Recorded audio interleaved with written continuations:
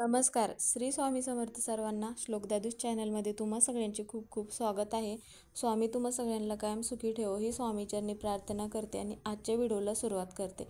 तर आजचा व्हिडिओ असा आहे की आता मार्गशीर्ष महिना संपत आला आहे. तर मार्गशीर्ष महिन्यातील 3 गुरुवार पूर्ण झाले आहेत आणि आता जो 4था गुरुवार येणार आहे तर त्या गुरुवारी एकादशी आहे. तर मग एकादशी असल्यामुळे मग उद्यापन कधी करायचं हा बऱ्याच जणांना प्रश्न पडला आहे. आणि ज्या महिलांना एकादशीचा उपवास असतो त्या महिलांनी मग उपवास कधी सोडायचा आणि ज्या महिलांना एकादशीचा उपवास नाही त्यांनी मग 4थ्या गुरुवारी उद्यापन करायचं का, सुवासिनींना जेवण घालायचं का किंवा हळदी कुंकू करायचं का, हा बऱ्याच जणांना प्रश्न पडत आहे. का म्हणजेच की नंतर जो गुरुवार येणार आहे पौष महिन्यातला पहिला गुरुवार त्या गुरुवारी उद्यापन करायचं का, जर महिलांना मासिक धर्म असेल तर मग उद्यापन कधी करायचं, तर त्याबद्दलची सगळी माहिती आजच्या व्हिडिओमध्ये आपण बघणार आहोत. तर व्हिडिओ शेवटपर्यंत नक्की बघा. व्हिडिओ आवडला तर व्हिडिओला लाईक करा, चॅनलवर नवीन असाल तर चॅनलला सबस्क्राईब करा. तर आत्तापर्यंत 3 गुरुवार झाले आहेत. तर 4था गुरुवार जो आहे तर त्या गुरुवारी एकादशी असल्यामुळे देवांना नैवेद्य चालत नाही. त्यामुळे मग एकादशीला उद्यापन करायचे आहे का, तर एकादशीच्या दिवशी तुम्ही उद्यापन करू शकता आणि ज्या पण 5 किंवा 7 सुवासिनी आहेत त्या सुवासिनींना बोलून तुम्ही हळदी कुंकू वगैरे करू शकता. पण आता ज्या महिलांना एकादशीचा उपवास आहे तर त्या महिलांनी मग उपवास सोडता येत नाही. तर मग ज्या महिलांना तुम्ही हळदी कुंकवासाठी बोलणार आहात, आता बऱ्याच भागांमध्ये काय होतं की सकाळी वगैरे पूजा मांडल्यानंतर मग हळदी कुंकू दुपारपर्यंत म्हणजेच की 4पर्यंत हळदी कुंकू केलं जातं आणि मग काही भागांमध्ये 4 नंतर पूजा मांडली जाते. तर त्या भागांमध्ये काय होतं की मग संध्याकाळच्या वेळेस हळदी कुंकू केलं जातं. तर त्यावेळेस काय होतं की बऱ्याच महिलांचा उपवास असतो त्यामुळे मग बऱ्याच महिला की आपापल्याच घरी जेवण करतात, म्हणजे आपल्याच घरी उपवास सोडतात. तर मग बऱ्याच महिलांना असं वाटतं की मग उपवास कधी सोडायचा, तर मग दिवसभर उपवास करून मग संध्याकाळी उपवास सोडलात तरी हरकत नाही. पण त्यावेळेस मग इतरांच्या घरी उपवास सोडायचा का असा प्रश्न पडतो. तर त्यावेळेस काय करायचं आहे की आता ज्यांनी तुम्हाला सुवासिन म्हणून जेवायला बोलवलं असेल तर त्या घरी जाण्या अगोदर तुम्ही तुमच्या घरची मग पूजा वगैरे आटपायची आहे, माता लक्ष्मीची आरती वगैरे करायची आहे आणि मग त्यानंतर तुम्ही जे पण काय नैवेद्य बनवलं असेल ते नैवेद्य मग ठेवायचं आहे आणि तुमच्या घरचं जे पण हळदी कुंकू आहे 5 किंवा 7 सुवासिनींना बोलून मग हळदी कुंकू केल्यानंतर मग तुम्ही एखाद्याच्या घरी मग सुवासिन म्हणून जेवायला जाऊ शकता. कारण की काय होतं की मग आजच्या दिवशी मग प्रत्येकाच्या घरी जाणं शक्य होत नाही सगळ्यांना, त्यामुळं मग तुमच्या घरी 5 किंवा 2 किंवा 7 सुवासिनी जरी आल्या तरी हरकत नाही. किंवा तर काही भागांमध्ये काय होतं, शहरी भागांमध्ये बऱ्याच महिला नोकरी करतात त्यामुळं मग त्यांच्या घरी म्हणजेच की 5 किंवा 7 सुवासिनी भेटतीनच असे नाही. तर तुम्हाला एक जरी सुवासिनी भेटली हळदी कुंकासाठी तरी चालेल. तुम्ही त्या सुवासिनीला हळदी कुंकू म्हणजेच की एक जे महालक्ष्मीचं पुस्तक आहे त्याची एक प्रत देऊ शकता आणि मग सुवासिनीची ओटी वगैरे भरू शकता. तर मग त्यानंतर काय करायचं आहे, आता हा जो गुरुवार आहे तर ह्या गुरुवारी बऱ्याच महिलांचं काय असतं, एकादशीचं व्रत असतं, म्हणजे प्रत्येक महिन्यातील जी एकादशी येते त्या एकादशीचं कायमस्वरूपी व्रत असतं. तर त्या महिलांनी मग काय करायचं आहे, तर त्या महिलांनी मग त्यांना जर शक्य होत असेल तर त्या महिलांनी मग पौष महिन्यातील जो पहिला गुरुवार येईल त्या गुरुवारी पण त्यांनी उद्यापन केलं तरी हरकत नाही. कारण की पौष महिना पण वाईट नाही, तो त्या महिन्यामध्ये संक्रांत असते त्यामुळं मग त्यावेळेस पण आपण हळदी कुंकू वगैरे करतो.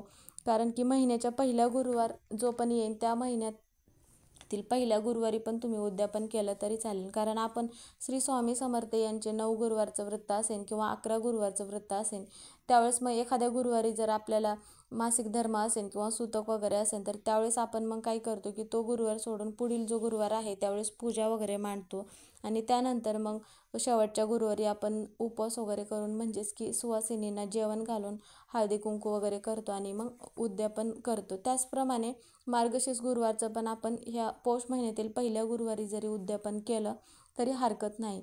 तर मग त्यानंतर काय करायचं आहे आपल्याला की सुवासिनींना जेवण घातल्यानंतर तुम्ही जे म्हणजे पुस्तक वगैरे देणार आहात, ग्रंथ वगैरे देणार आहात, तर मग त्याबरोबर आपल्याला फळ वगैरे द्यायचं आहे. आता तुम्हाला केळी म्हणा किंवा जे पण फळ देणं शक्य होईल तुम्हाला ते फळ मग आजच्या दिवशी द्यायचं आहे. आणि मग नंतर काय करायचं आहे, आता एकादशी असल्यामुळे आजच्या दिवशी उपवास सोडायचा का, तर मग संध्याकाळी तुम्ही काय करायचं आहे की दूध म्हणा किंवा फलाहार घेऊन तुम्ही राहू शकता आणि मग दुसऱ्या दिवशी, ज्या दिवशी शुक्रवार असेल, गुरुवार झाल्या दुसऱ्या दिवशी, त्या दिवशी मग तुम्ही उपवास सोडायचा आहे. यामुळे काय होतं की आपण जर एखाद्याच्या घरी सुवासिन म्हणून जेवायला गेलं तर मग काय होतं की माता लक्ष्मीची कृपा आपल्यावरती राहते आणि मग घरी नैवेद्य वगैरे दाखवल्यानंतरच मग दुसऱ्यांच्या घरी आपल्याला जेवणासाठी जायचं आहे. आणि मग त्यानंतर आजच्या दिवशी आपल्याला काय करायचं आहे, आता आजच्या दिवशी म्हणजेच की ज्या दिवशी आपण उद्यापन करणार आहे त्या दिवशी आपल्या घरी कोणती मुलगी म्हणा किंवा महिला म्हणा आजच्या दिवशी दारावरती आली तर आवर्जून दान करा. आता त्यातल्या त्यात काय होतं की विधवा महिला जर आली तर बऱ्याच जणांचं मत असं असतं की विधवा महिला आपल्या दारावरती आल्यानंतर त्या महिलांना घरी वगैरे बोलवत नाहीत. तर त्यावेळेस काय करायचं आहे की आवर्जून त्या महिलाला घरी बोलवायचं आहे आणि मग तुमच्याकडे फळ वगैरे काय असेल तर ते द्यायचं आहे. म्हणजे आजच्या दिवशी दानधर्म केल्यामुळे काय होतं की माता लक्ष्मीची कृपा आपल्यावरती राहते आणि मग माता लक्ष्मी आपल्या घरी कोणत्या रूपात येईल हे सांगता येत नाही आणि माता लक्ष्मी आपली परीक्षा घेत असते. त्यामुळं आपल्या दारावरती म्हणा, घरी म्हणा, कोणीही जरी आलं तरी रिकाम्या हाती पाठवू नका. कधी कधी काय होतं की शहरी भागामध्ये बऱ्याच ठिकाणी महिला नोकरी वगैरे करत असतात, त्यामुळे मग त्यांना एकच सुवासीन वगैरे भेटत असेल तर मग त्यांनी मग एक जरी सुवासीन हळदी कुंकू आणि जेवू घातली तरी हरकत नाही आणि मग तिची ओटी वगैरे भरायची आहे. आणि ज्या महिलांना एकादशीचा उपवास नसेल तर त्या महिलांनी मग उद्यापन एकादशीच्याच दिवशी करायचा आहे आणि मग उपवास पण सोडायचा आहे. आणि त्यानंतर मग काय करायचं आहे, आता ज्या महिलांना मासिक धर्म वगैरे असेल तर मग त्या महिलांनी काय करायचं आहे, तर ज्या महिलांना मासिक धर्म असेल किंवा सुतक वगैरे असेल तर त्यांनी मग फक्त उपवास करायचा आहे यावेळेस गुरुवारचा आणि पुढील महिन्यात म्हणजेच की पौष महिन्यात जो गुरुवारी येईल त्या गुरुवारी मग उद्यापन वगैरे करायचं आहे आणि मग देवीची सेवा करायची आहे. आणि मग पौष महिना हा वाईट नाही, कारण की पौष महिन्यात पण आपण उद्यापन वगैरे करतो आणि मग देवी फक्त आपली भक्तीची भुकेली असते, त्यामुळे मग फक्त सेवा करायची आहे आपल्याला. आणि मग त्याचप्रमाणे आजच्या दिवशी आपल्याला काय करायचं आहे की इतर गुरुवारी जर तुम्हाला शक्य झालं नसेल तर मग आजच्या दिवशी आवर्जून आपल्याला तुळशी मातेला कच्चे दूध आणि हळद अर्पण केलं असतं. पण काय होईल की एकादशी असल्यामुळे एकादशीच्या दिवशी मग तुळशी मातेचं व्रत असतं, त्यामुळे मग आपण आजच्या दिवशी दूध आणि हळद हे अर्पण करू शकत नाही. पण पाहिजे तशी आपल्याकडून जर तुळशी मातेची सेवा करणं शक्य झालं तर मग आजच्या दिवशी सेवा करायची आहे. आणि मग खाली पडलेलं जर एखादं तुळशीपत्र असेल तर तुळशीपत्र घरी आणून त्याचा आपल्याला उपाय आणि सेवा करायची आहेत. आणि त्याचप्रमाणे काय करायचं आहे, ओम नमो भगवते वासुदेवाय नमः असा मंत्र म्हणायचा आहे. मंत्र म्हणणं शक्य होत नसेल तर मग आपल्याला घरी मंत्र लावायचा आहे.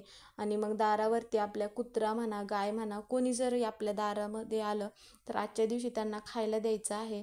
आणि मग त्याचप्रमाणे आजच्या दिवशी आपल्याला औदुंबर वृक्षाची पूजा करायची आहे, कारण की आपल्याला या महिन्यात ज्यावेळेस एखादा दिवस पण शक्य झाला नसेल तर आजच्या दिवशी आवर्जून सेवा करायची आहे, कारण आपल्यावरती श्री गुरुदेव दत्त यांची पण कृपा राहते आणि गुरूंचा आशीर्वाद असल्यावर आपल्याला कधीच कोणत्या गोष्टींची कमतरता भासत नाही. तर आजचा व्हिडिओ हा इथे संपला. व्हिडिओ कसा वाटला कमेंट करून नक्की सांगा. व्हिडिओ आवडला असेल तर व्हिडिओला लाईक करा. चॅनलवर नवीन असाल तर चॅनलला सबस्क्राईब करा. कमेंटमध्ये श्री स्वामी समर्थ लिहायला विसरू नका.